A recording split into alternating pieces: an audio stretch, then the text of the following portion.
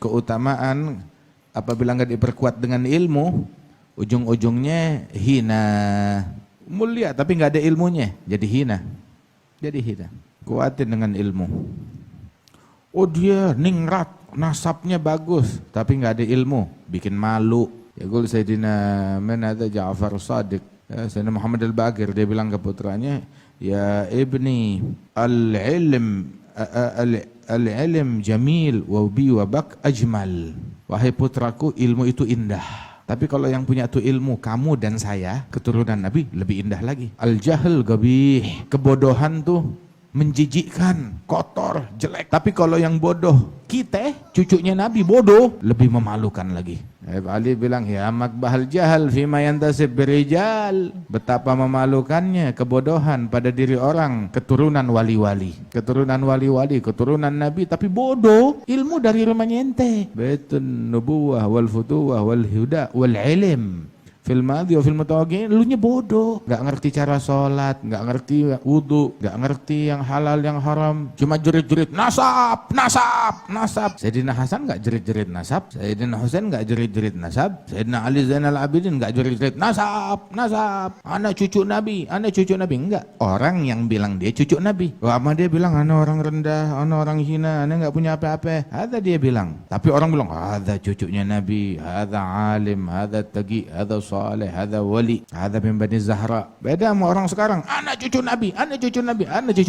Yang ngata-ngatain dia, kalau kita kagak introspeksi diri, nganggap diri kita rendah, maka akhirnya orang yang bakal nganggap kita rendah. Ada orang memandang nafsunya dengan pandangan merendahkan. Orang lain dibikin oleh Allah memandang orang tersebut dengan pandangan pengagungan dan penghormatan dan cinta. Nah tetapi ini dua hal nih mesti seimbang.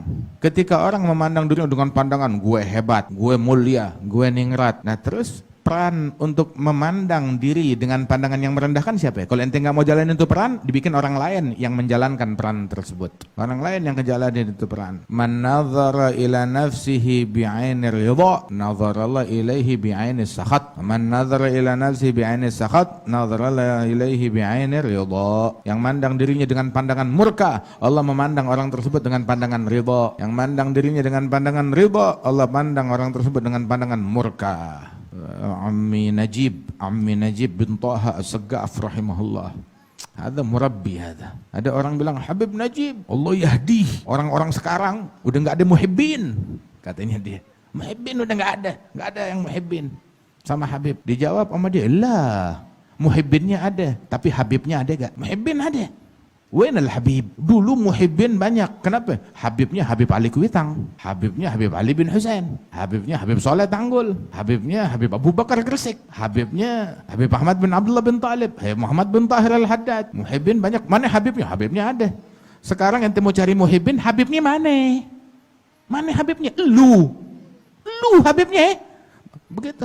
Mendingan lu jangan ngaku Habib, bikin malu Nabi. Lu pulang sana, jangan ngaku Habib.